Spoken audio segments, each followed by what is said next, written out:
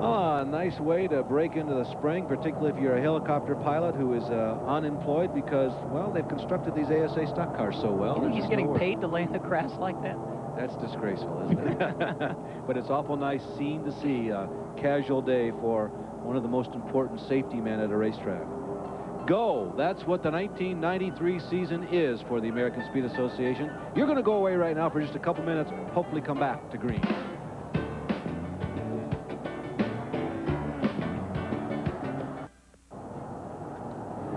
Kansas City Royals were in town this weekend. The Chiefs are thinking about starting summer camp. Kansas City Blades had just finished their minor league hockey season, and the American Speed Association stock cars showed up here at Odesa to begin their 1993 season. We have 150 laps down, this time by the flag stand, meaning 100 laps to go, 14 cars in the lead lap.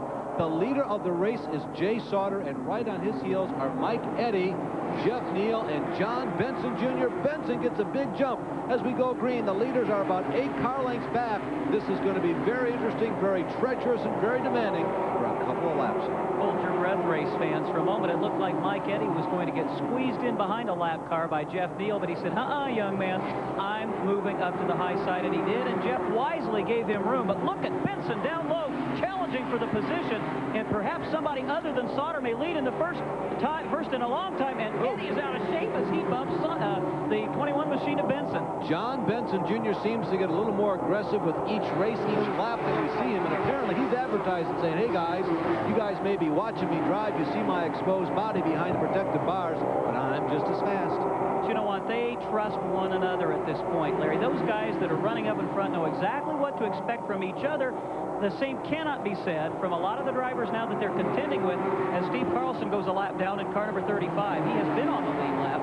He was the last car in the lead lap. We're now down to 13. And incidentally, if you just joined us, yes, that seemingly heavily damaged car running in second, that is the red and white trim number 21, if you could see the car number, of John Benson Jr. He was involved in a multi-car crash about 10 laps ago, but no structural damage, obviously. And John Benson Jr., he is a threat to win this race. As crew chief said that the body panels missing might affect the aerodynamics. Not a whole lot, I don't think.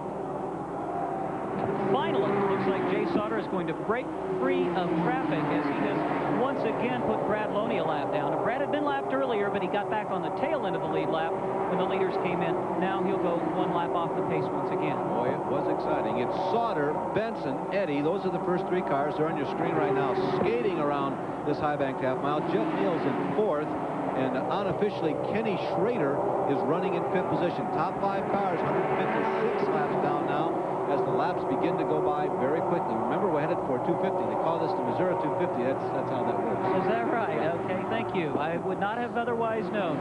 Schrader is in the top 5, Larry, and he's done it strictly on, I think, smart pit work by his folks. He's really not been a factor yet. He's still hanging in there, and you always have to wonder, they may find that right handling combination near the end of the race that could put him over the top. It is just the typical traditional way that you win major stock car races.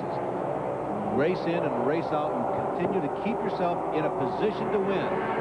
More often than not, the driver who's in a position to win every week wins oftener than the people who run up front and lead all the laps, with the exception of Mike Eddy. He is one of the exceptions. Without a doubt. Some sparks from the left-rear corner of Johnny Benson's cars. He dropped very, very low down in turn number 2. And here's the battle for 7th position. It's currently held by Tom Harrington's BFI car number 91. And he's getting some pressure from Tony Raines, the early leader of this race, in the ETR-UNO Brokerage Chevrolet car number 25. Look at Raines making it to the low side.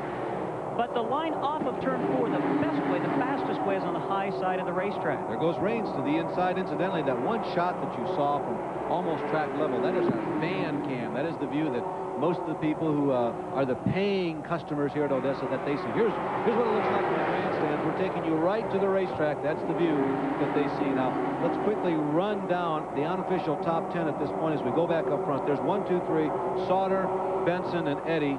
Unofficially in 4th is the number 5 car of Jeff Neal. 5th is Ken Schrader. Interrupt the rundown for a second here. Jay Sauter dropped way to the bottom of the racetrack, trying to block his and protect his position, and Benson almost slipped past him. Go back to your running order. 6th, Holzhausen. Oh, it's very tight. I'll watch this close, okay?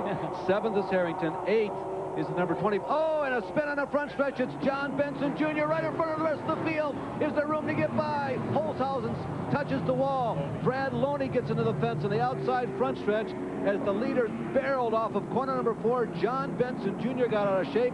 I don't think he got hit by any other car. There is certainly no serious collision, but what anxious moments there were as the field was bearing down at better than 150 miles an hour. Proof positive, race fans, that this new innovation, these styrofoam blocks, work. Brad Loney drives away from what otherwise would, without a doubt, have taken him out of competition.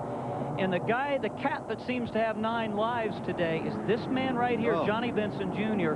I held my breath as I saw him sitting sideways right in the middle of the main stretch with at least 10 cars bearing down on him side by side. I agree, Rob. It seemed like there was no way that the field, you'll see it on this replay, was going to miss it. Now, here's what happened. Benson comes out of the number 4 corner. Eddie is right behind him. Let's see if we can pick up what happened. Maybe there's a touch there. Maybe Eddie gets into Benson. Benson fights, turns the wheel to the right, trying to save it, is unable to do so. At this point, he's out of control. He's on the binders trying to get the car to stop. The car dips back up to the outside of the racetrack. There he is, perfectly broadside. There went whole Brad field Loney. of cars. Amazing. I mean, you really can't tell from this angle. There's a car sideways. That's I think that was Holzhausen. maybe A.J. Cooper. Looked like it might have been the 71 car. These guys did an incredible job of avoiding him. Let's look at it from yet another perspective. Again, coming out of turn number 4, yes, it does appear that there's contact between 21 and 88. Jeff Neal, by the way, is another driver who came very close to being involved in this, and that would have been just a horrendous collision. Here comes the rest of the field. You see, everybody's trying to take evasive action. They don't know what to do. Back up into the groove. Yeah. I mean, that's the scary part. Now, look at these cars side by side. I think that's Holzhausen and Cooper. Yeah, see, that's Holzhausen up there who bangs into the Tony Raines machine. Carlson slipped through without any that debris you see exploding in the bottom. That's Brad Loney getting into the styrofoam high in corner number 1. Looked like a snowstorm, didn't it? Yeah. Here again, you can see from yet a third angle, Benson sliding sideways, and boy, did Eddie, you know, somehow he managed to scoot through there. He stayed on the throttle. Now, the natural tendency of a youngster might be to get out of the throttle, and he probably would have gotten sideways, but he knew at that point he was committed. He stayed in the gas and kept himself out of trouble. If Benson wins this race, it's going to be just an incredible story, it isn't really it? will. It really will. Now, he's at the back of the pack. There's the Mike Eddy machine, and I wonder what he is thinking right now. Just before we went yellow, we had promised you we were going to give you a rundown. Let's go down it real quickly now. These standings are going to be scrambled a little bit, but just so you know, if one of your favorites is on the lead lap, it was Sauter, Eddie, the 21 car of Benson, and 5, Jeff Neal was 4th. 5th was Ken Schrader. 6th was Steve Holzhausen, involved in that. 7th, Tom Harrington, all cars in the lead lap. 8th, Tony Raines. 9th, the 57 of Larry Phillips. 10th, number 90 of Ken Stauffer.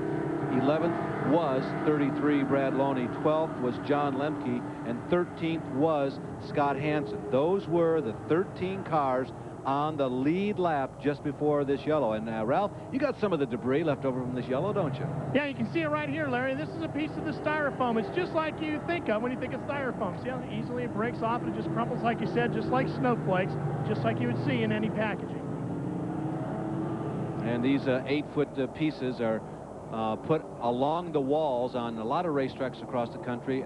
Out in the New Jersey and New York City area on the East Coast, that's where they've been using these most extensively. Oswego, New York has also been using them for super modified racing, and there are a lot of people who believe in it, and it's certainly something that is saving a lot of equipment here in 1993.